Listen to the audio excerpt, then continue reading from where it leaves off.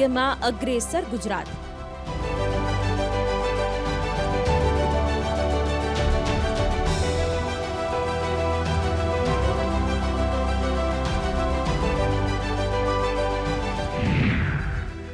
દેશનું medical hub બન્યું ગુજરાત.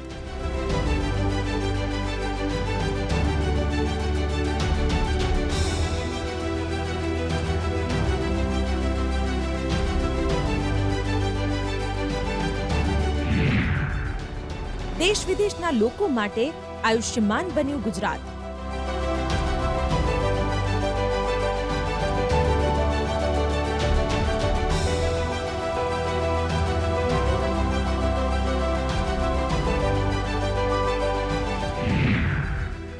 રાજ્યની મેડિકલ યશ ગાથામાં રાજકોટ એમ્સ નવો સ્વર્ણિમ અધ્યાય.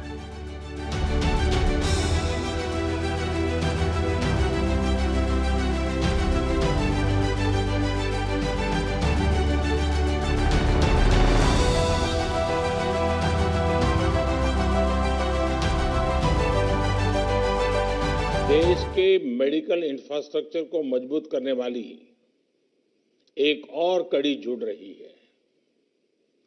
राजकोट में all India institute of medical sciences का शिलान्यास गुजरात के साथ साथ पूरे देश में स्वास्थ्य और मेडिकल एजुकेशन के नेटवर्क को उसके कारण बल मिलेगा. મેડિકલ કોલેજ થકી વિકાસની હરણફાળ. 2001 પહેલા 1100 બેઠક અને તમને જાણીને આનંદ થશે ભાઈઓ કે આજે સરકારી અને પ્રાઇવેટ મેડિકલ કોલેજો મળીને 30 મેડિકલ કોલેજ એકલા ગુજરાતમાં છે. અને એટલું જ નહીં, ગુજરાતમાં પણ અને દેશમાં પણ દરેક જિલ્લામાં એક મેડિકલ કોલેજ બનાવવાની ઈચ્છા છે. એમબીબીએસ અને પીજી એની મેડિકલ સીટો એક જમાનામાં 1100, આજે 8000 સીટો છે. 8000. રાજ્ય સરકારના અને વડાપ્રધાન નરેન્દ્ર મોદીના દૂરંદેશી નેતૃત્વના કારણે બહુ પહેલેથી જ ગુજરાતમાં medical college, medical infrastructure, medical પોલિસીની કમીઓને પૂર્ણ કરી છે. હવે સ્વાસ્થ્ય અને મેડિકલ કોલેજને ગુજરાતના વિકાસની સીડી બનાવી એટલે જ રાષ્ટ્રીય અને આંતરરાષ્ટ્રીય સ્તર પર આજે ગુજરાત મેડિકલ હબ તરીકે ઉભર્યું છે.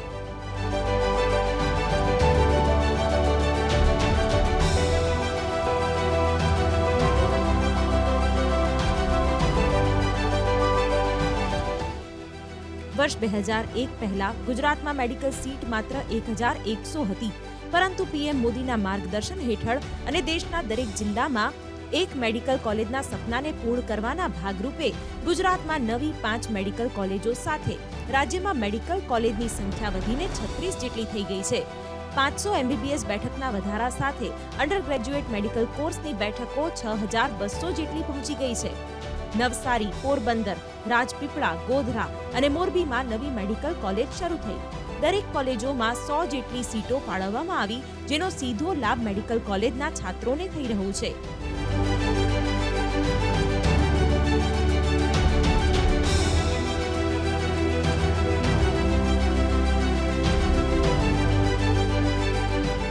અહીંયા આજુબાજુના ગામ અને રાજ્યમાંથી ઘણા બધા પેશન્ટ રિફર થાય છે અને એના લીધે ઘણા બધા નવા રોગો વિશે પણ જાણવા મળે છે. આ સરકાર દ્વારા જે પણ કામગીરી કરવામાં આવી છે કે લોકલ લેવલ પર જે મેડિકલ કોલેજ ચાલુ કરી છે એના લીધે ઘણો ફાયદો થાય છે. મેડિકલની સાથે ફાર્મા અને વેક્સિન ડેવલપમેન્ટ ક્ષેત્રનો પણ વિકાસ થયો છે. આ જ પરંપરાને આગળ વધારતા ગુજરાતની મેડિકલ યશ ગાથામાં વધુ એક સ્વર્ણિમ અધ્યાય શરૂ થયો છે. રાજકોટ એમ્સ.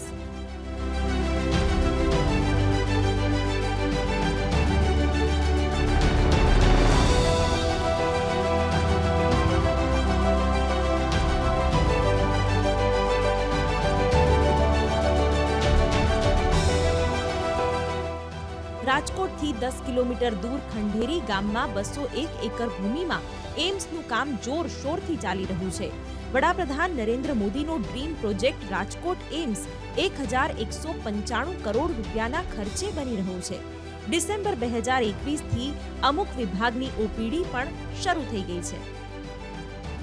બહુ સારી સુવિધા છે. શું તમારે ક્યાં ઈજા થઈ હતી તમને અને કેવી સારવાર આપવામાં આવી તમને? સારવાર બહુ સરસ છે. પ્લાસ્ટિક સર્જરી કરી, 5 ઓપરેશન થયા. અમારે સારું છે. જે બહાર પ્રાઇવેટ હોસ્પિટલમાં હોય એવી જ બધી સુવિધા અને બધી છે વિના મૂલ્ય. અને ડૉક્ટરોનો પણ ખૂબ જ રિસ્પોન્સ છે, ખૂબ ધ્યાન આપે છે દર્દીઓને, અને ટૂંકમાં એમ રિકવરી પણ લેતા જાય છે ઘણી સરસ, અને ધ્યાન પણ સ્ટાફ પણ સારો છે બધો. હવે રાજકોટ એમ્સની વિશેષતા વિશે વાત કરીએ તો એમ્સ હોસ્પિટલમાં ગ્રાઉન્ડ ફ્લોર પર doctors room, laboratory, consultant room હશે. પ્રથમ માળે આઈસીયુ સહિતના વોર્ડ, એચડીયુ, ઓપરેશન થિયેટર હશે. બીજા માળ પર lecture room, wards, staff lounge હશે, જ્યારે કે ત્રીજા, ચોથા અને પાંચમા માળમાં વિવિધ વોર્ડ્સ, ડોક્ટર્સ રૂમની સુવિધાઓ હશે. 20 સુપર સ્પેશિયાલિટી વિભાગો હોવાથી દરેક પ્રકારના દર્દની સારવાર અને ઓપરેશન થઈ શકશે. હોસ્પિટલમાં 750 બેડ હશે. દર્દી સાથે આવેલા લોકોને રહેવા માટે 250 લોકોની ક્ષમતાવાળી ધર્મશાળા બનશે. હોસ્પિટલ સંલગ્ન મેડિકલ કોલેજમાં એમબીબીએસ માટે 125 બેઠકો ફાળવાશે, જ્યારે કે 75 નર્સિંગ સીટ હશે.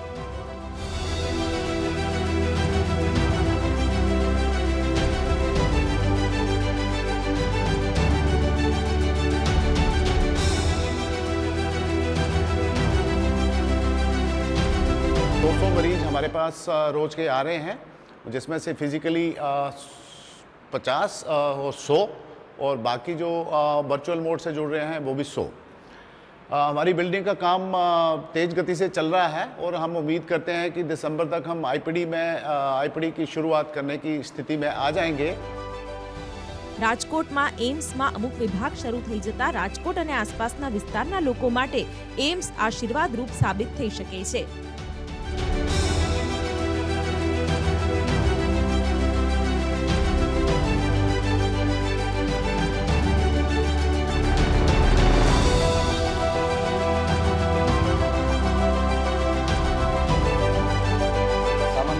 ઘણો ફાયદો થયો છે. એક તો રાહત દરે અને બહુ વ્યવસ્થિત સારવાર મળે છે, વ્યવસ્થિત જવાબ મળે છે, અને બધી ટ્રીટમેન્ટ બહુ વ્યવસ્થિત અને સારી રીતે થાય છે, અને ક્લીન છે બધું બરાબર. બધા પેશન્ટ અહીંના જે સ્ટાફ છે એ પણ વ્યવસ્થિત જવાબ આપે છે. કોઈ વૃદ્ધ આવ્યા હોય તો એને સ્ટાફવાળા હાથ પકડીને વ્યવસ્થિત સલાહ સૂચન આપે છે, કઈ જગ્યાએ કઈ રીતે જવું એ બધું સૂચન કરે છે, અને રાજકોટમાં ઘણો ફાયદો છે.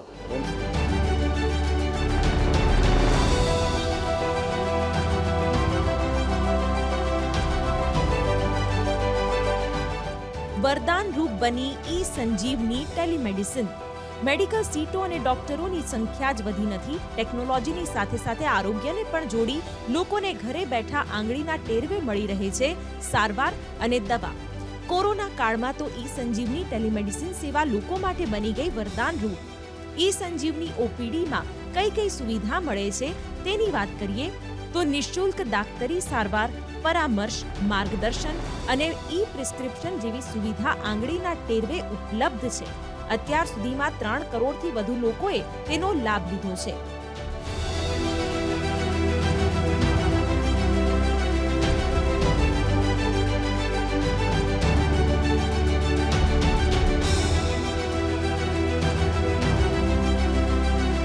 ટેલિમેડિસિન ઉપર ગુજરાત આગળ વધ્યું છે, અને ટેલિમેડિસિન્સ દ્વારા સારવારમાં પણ ખૂબ સારી રીતે ગુજરાતે પ્રગતિ કરી છે, અને પ્રત્યેક નાગરિકને ટેલિકોન્ફરન્સિંગના માધ્યમથી, ટેલિમેડિસિનના માધ્યમથી એને સારવાર ઉપલબ્ધ થાય એનું ખૂબ સુંદર આયોજન અને માળખું ઊભું કર્યું છે. બહુ સારી સુવિધા છે. એમ્સ દ્વારા જે ટેલિકન્સલ્ટેશન સર્વિસ પૂરી પાડવામાં આવે છે એમાં ઈ સંજીવની એપ ડાઉનલોડ કરવામાં આવે છે મોબાઈલની અંદર.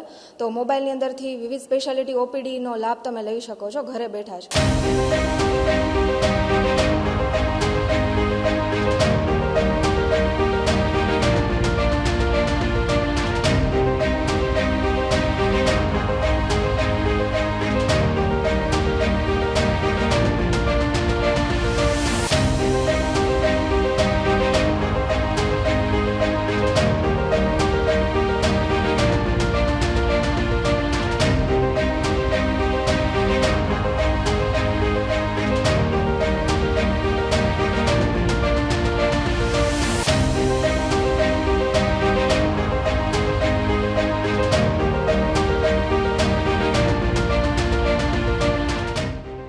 ગામડામાં અને શહેરમાં રહેતા લોકોને ડોક્ટરી સલાહ માટે દવાખાને જવામાંથી મુક્તિ મળી છે. લોકો હવે તબીબો સાથે કરી શકે છે સીધો સંવાદ.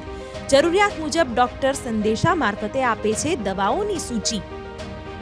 पूरे सौराष्ट्र या गुजरात में कहीं भी कोई डॉक्टर कहीं किसी छोटी पीएचसी में हेल्थ वेलनेस क्लिनिक में अगर है और उसको किसी मरीज के बारे में ज़्यादा जानकारी प्राप्त करनी है, उसके डायग्नोसिस के बारे में, ट्रीटमेंट के बारे में, वो लॉगिन करके हमसे सीधे जुड़ सकते हैं और हम उनका इलाज वीडियो कॉन्फ्रेंसिंग के ज़रिए साथ में फ़ोटोज़ देख के और पेशेंट से भी बात करके हम एक पूरा प्रिस्क्रिप्शन उसको लिख के उसको प्रिंट करके हम पेशेंट्स को देते हैं. गुजरातनी जीवन तारिणी 108 एम्बुलेंस. मित्रों, मैं वो स्थिति देखना चाहता हूँ संकट के समय ईश्वर से पहले उसे 108 याद है.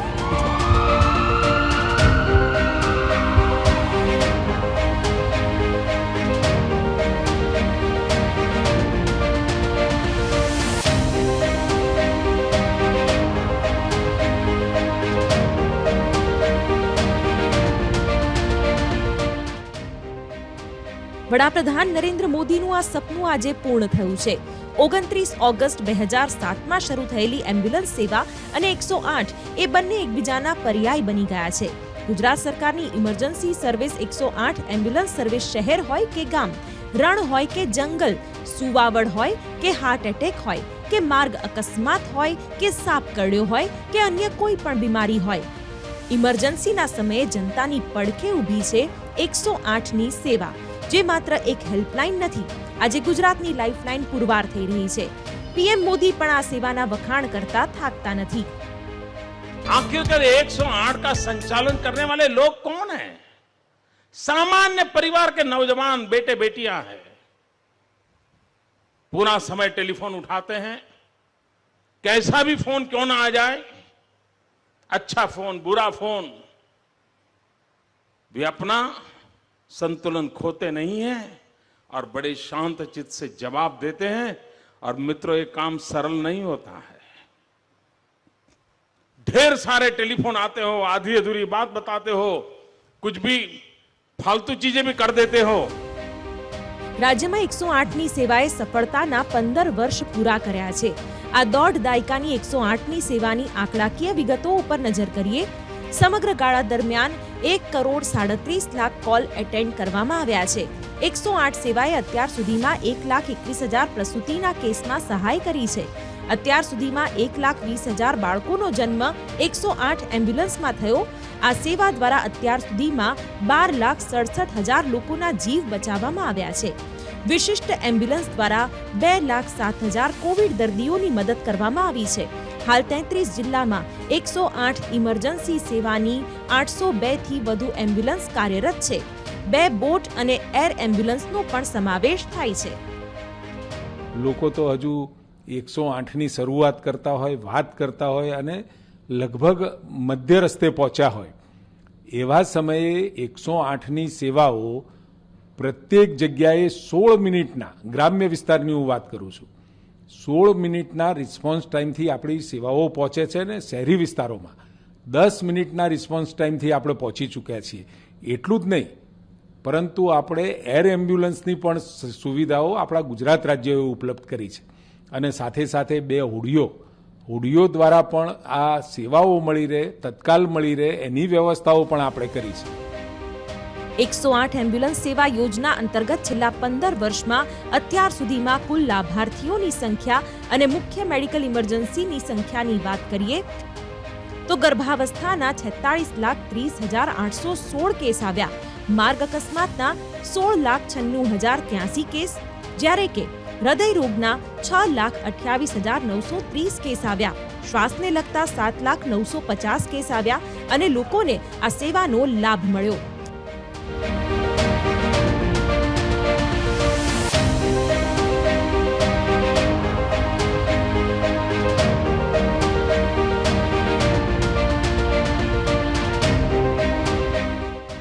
ઇમરજન્સી કેસની વાત કરીએ તો મેડિકલ ઇમરજન્સીના 1,34,28,089 કેસ, પોલીસ દ્વારા ઇમરજન્સીના કેસ હોય તો 1,94,695 લોકોએ તેનો લાભ લીધો.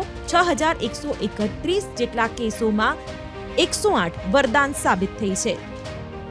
અમેરિકા જેવા વિકસિત દેશોમાં પણ આટલી સારો પબ્લિક બિહેવિયર નથી, એટલે અમને આનંદ થાય છે. અને ગુજરાતમાં કોઈ પણ ઇમરજન્સી હોય ત્યારે લોકો 108 જરૂર ડાયલ કરે છે, અને બીજું કે જ્યારે ઇમરજન્સી હોય ત્યારે જ 108 ડાયલ કરે છે.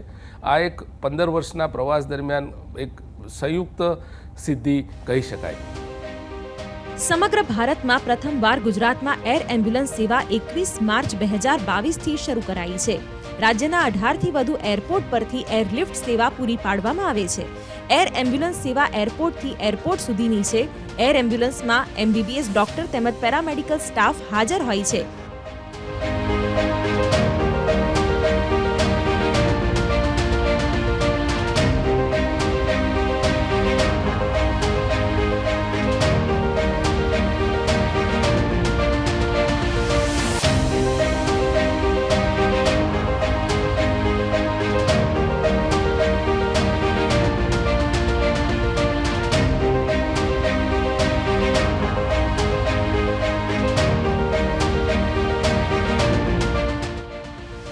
દર્દીની મેડિકલ હિસ્ટ્રી મુજબ સાધનો અને દવાઓ ઉપલબ્ધ રાખવામાં આવે છે. આકસ્મિક સંજોગોમાં આ સેવા લોકો માટે સંજીવની રૂપ સાબિત થઈ રહી છે.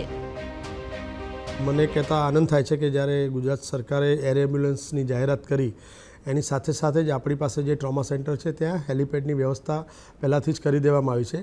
અને સરકારે આ વર્ષે જેટલા પણ બિલ્ડિંગ મંજૂર કર્યા છે આ મેડિસિટી કેમ્પસમાં, એ દરેકે દરેક જગ્યાએ હેલિપેડની પણ વ્યવસ્થા કરવાની સાથે તૈયારીઓ ચાલી રહી છે, જેથી કરીને જ્યારે એનો વ્યાપ વધશે એર એમ્બ્યુલન્સનો, ત્યારે કોઈપણ દર્દીને કોઈપણ જગ્યાએ એ અંગદાન હોય કે પછી ક્રિટિકલ દર્દીનું શિફ્ટિંગ હોય, એ દરેકે દરેક રીતે એને મેડિસિટીમાં લાવી શકાશે. ગુજરાતમાં ઘટતો બાળ મૃત્યુદર.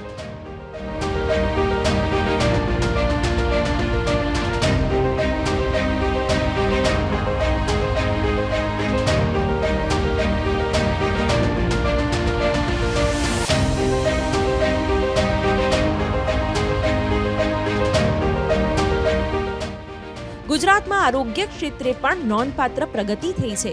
રાજ્યમાં ગરીબ અને મધ્યમ વર્ગના લોકોની સારવાર માટે માં અને માં અમૃતમ જેવી યોજનાઓ અમલમાં છે. અને મેડિકલ કોલેજ વધતા પહેલાની સરખામણીમાં ડોક્ટરો અને નર્સોની સંખ્યામાં 3 ગણો વધારો થયો છે. દર્દીઓને હવે તુરંત સારવાર મળે છે, જેની સીધી અસર હોસ્પિટલમાં જોવા મળી. હવે હોસ્પિટલમાં પ્રસૂતિ દર 99.5 છે. બાળ મૃત્યુદરમાં પણ 55%નો નોંધપાત્ર ઘટાડો થયો છે. આજે મિડવાઇફરી લેડ કેર યુનિટ છે તેમજ ઓબ્સ્ટેટિક આઈસીયુમાં નર્સિંગ સ્ટાફનો વધારો થતાં જે આકસ્મિક સારવાર તેમજ ઇમરજન્સી પ્રસૂતિ સારવાર છે તેમાં ખાસું એવું સ્ટ્રેન્થનિંગ જોવા મળ્યું છે. અને અમને ઘણી રાહત જોવા મળે છે, જેથી અમે વધારે દર્દીઓને સારવાર આપી શકીએ. ડૉક્ટર્સ અને સ્ટાફની ટીમમાં સ્ટાફનો વધારો થવાથી અમે પેશન્ટોને સારી રીતની ટ્રીટમેન્ટ અને સારી રીતના સેવા આપી શકીએ છીએ. તાત્કાલિક સારવાર કેસ બીજા કઢાઈ સારવાર મળી. મારા બાળકને અહીંયા આવ્યાને 9 દિવસ થઈ ગયા. આજ સારું કમ્પ્લીટ થઈ ગયું છે. સંડાસની તકલીફ હતી, સંડાસ બી કરે છે રેડી. રાજ્યમાં દર વર્ષે સરેરાશ 12 લાખ બાળકોનો જન્મ થાય છે. તેમાંથી 99% પ્રસૂતિ હોસ્પિટલોમાં થાય છે. પહેલા ઘરોમાં પ્રસૂતિ થતી હતી ત્યારે બાળ મૃત્યુદર 55% હતો. હવે હોસ્પિટલોમાં થવા લાગતા બાળ મૃત્યુદર સરેરાશ 20% જ છે. ભારતના રાષ્ટ્રીય સર્વેક્ષણના નવીનતમ આરોગ્ય ડેટા મુજબ 1000 બાળકોએ 1 વર્ષથી ઓછી ઉંમરના 35 બાળકો મૃત્યુ પામે છે. ગુજરાતમાં જન્મ લેતા પ્રત્યેક 1000 બાળકોમાંથી 25 બાળકો મૃત્યુ પામે છે, જેમાં છોકરામાં બાળ મૃત્યુદર 29 અને છોકરીઓમાં 27 છે.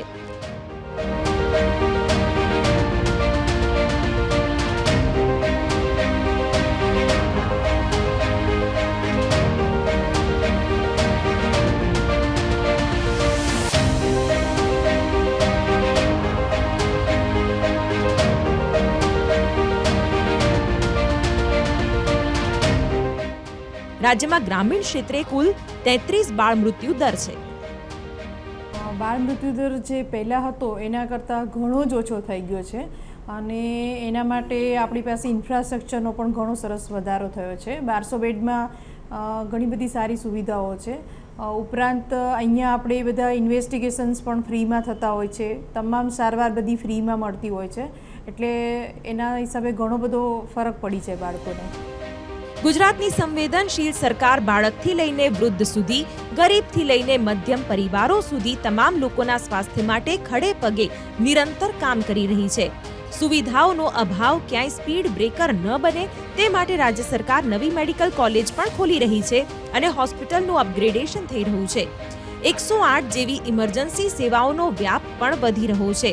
વડાપ્રધાન નરેન્દ્ર મોદીની દીર્ઘ દ્રષ્ટિ અને ગુજરાતના મુખ્યપ્રધાન ભૂપેન્દ્ર પટેલના પ્રયાસોથી ગુજરાત આરોગ્ય ક્ષેત્રે નવી ઉડાન ભરી રહ્યું છે. વડાપ્રધાન નરેન્દ્ર મોદીના જ લક્ષ્યને જમીન પર ઉતારી રહી છે ભૂપેન્દ્ર પટેલની સરકાર.